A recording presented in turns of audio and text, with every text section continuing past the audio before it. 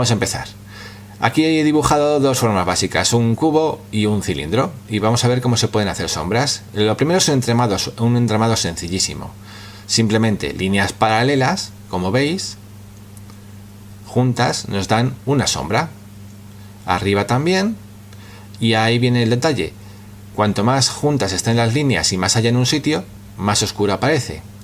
Ahora cruzo las líneas en un ángulo opuesto. ¿Qué sucede? Pues que visualmente desde lejos parece más oscuro.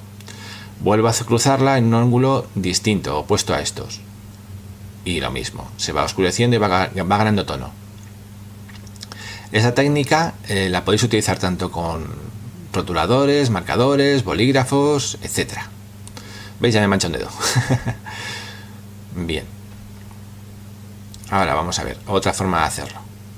Hago otro cubo. Aquí rapidito, sin regla ni cartabón. Aquí está. ¿Veis? No hace falta que hagáis líneas continuas. Podéis hacer pequeñas rayas, pequeñas líneas o patrones distintos para hacer superficies orgánicas o que asemejen texturas, telas. Luego veremos un ejemplo práctico. Os voy a poner luego un vídeo rápido de cómo hago un árbol para que veáis cómo se hace esto. ¿Ves? Ahora las cruzo. En este caso las puedo cruzar o puedo hacer otra cosa. ¿De acuerdo? O sea, lo importante es que veáis que lo normal es que se repitan patrones a la hora de conseguir efectos. Ahora una figura cilíndrica. Pongamos que la luz viene de aquí y empiezo por la parte más sombreada, por la parte más oscura. Como veis, parece que estoy siguiendo el contorno. Si este cilindro fuera real, su contorno, y así aprovecho y le doy cierto volumen visual solo con la curva de las líneas. ¿Veis? Aumento más líneas y cada vez son más largas. ¿Qué pasa? Que unas se unen a otras visualmente y esa parte me hace más oscura. Ahora cruzo y aquí igual. ¿Veis? Líneas juntas en la parte más oscura y las voy separando según me alejo. Esto se puede hacer con muchísimo más detalle y más despacito y con más cuidado y quedaría perfecto. Quiero que veáis un poco cómo se hace. Bien, vamos, aquí lo amplío. Exacto. Y cuanto más líneas cruzáis, más oscuro y más difuminado aparece. Menos líneas veis. De hecho, la malla, cuanto más líneas cruzadas tiene, más realista aparece. Ahora voy a hacer la sombra. Empiezo por la parte más oscura de la sombra que proyecta este cilindro y me voy ampliando. ¿Veis? Ajá, un poquito por aquí, un poquito por allá. Efectivamente, bueno, más o menos. La sombra que proyectan estos cubos, que me da cosa verlos así sin sombra. Vale, de acuerdo, ya está. No voy a trabajar más en este aspecto. Solo quería que vierais un poco cómo se hace. Y ahora vamos al siguiente objeto. Hacemos otro cubo. Y hay otra manera básica de sombrear y que se utiliza en determinados dibujos que habréis visto, por ejemplo, en mi galería, la galería de José Manuel Gallego García en Facebook. Veis que algunas figuras las sombreo con masas sólidas de tinta.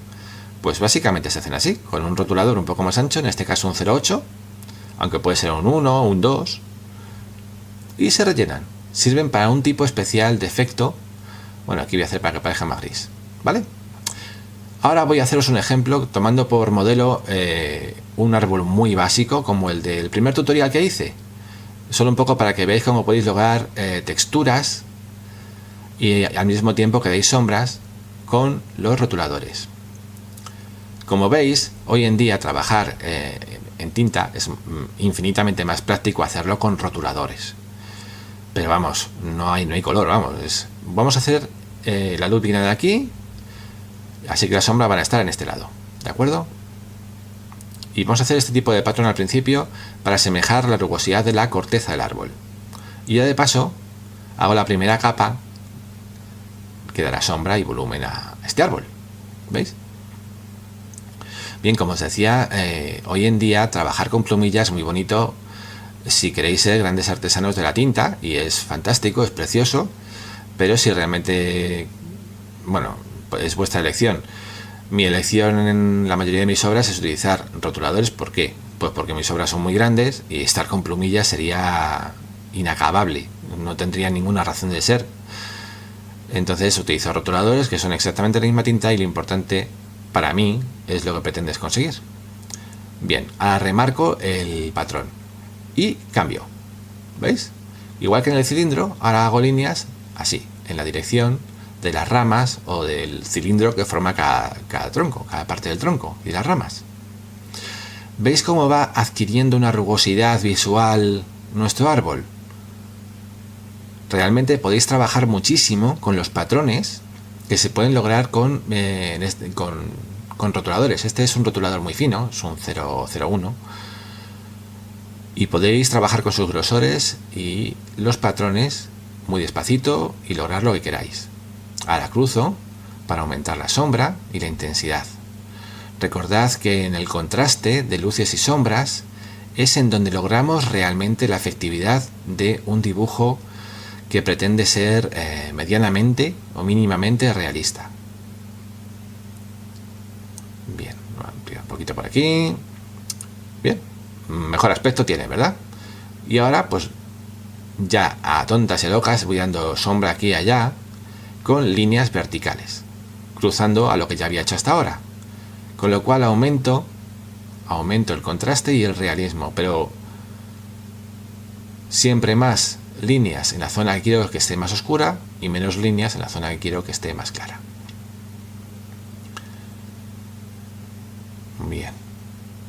Me preguntabais en uno de vuestros comentarios cómo elijo o cómo decido dónde van a ir las sombras de los objetos que dibujo, ya que algunas veces son un poco extraño cómo he decidido esto. Bien, cuando se trata de figuras, yo trato de darle el mayor dinamismo que puedo o que intento alcanzar, y entonces muchas de las sombras que hago son irreales. Pueden parecer reales, pero no lo son, ni siquiera tienen una lógica de ser. Es cuestión de ir probando muchas veces. Empezad por la parte lógica donde tienen que estar las sombras, como en este caso, y luego ya podéis probar. Pero bueno, ya os digo que esto es un poco desarrollo personal de cada uno. Veis que ahora ya estoy haciendo pequeñas masas negras con el mismo rotulador, no he cambiado, y tenemos un contraste. Vale, ahora, resumiendo esta última parte para acabar, ¿cómo se hace una sombra? Sería una cuestión de líneas paralelas, la más básica, que poco a poco se irían separando y así iríamos haciendo un degradado visual. Bien, ahora vamos a hacerlo más realista. Cruzamos las líneas juntitas, paralelas, en un ángulo opuesto. El ángulo no tiene por qué ser opuesto a 90 grados, ¿eh? No os penséis que esto es una cuestión matemática. Se hace así un poco por comodidad y por no hacerte un lío. Pero realmente podéis hacerlo con cualquier ángulo y curva que os resulte apetecible. Visualmente lo único que vais a lograr son distintas tonalidades.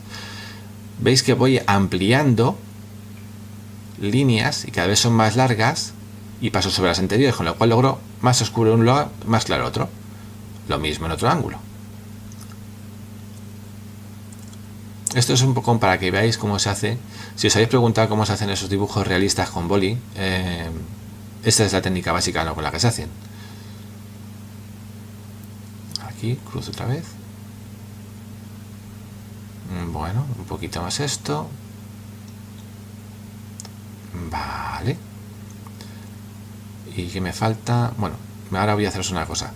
Ahora a continuación, una vez que acabe esta trama que estoy haciendo, os voy a poner un vídeo a alta velocidad para que veáis cómo hago un árbol, ¿de acuerdo? Un árbol utilizando todas las técnicas que hemos visto, con pincel, con rotuladores, etcétera. Y esta es otra forma de dar sombra. Una masa negra y luego, después de hacer una masa, sacamos pequeñas líneas de ella, un poco anchas, que dan a entender que la sombra ahí se difumina. ¿Veis? Bien, hasta aquí sería la parte básica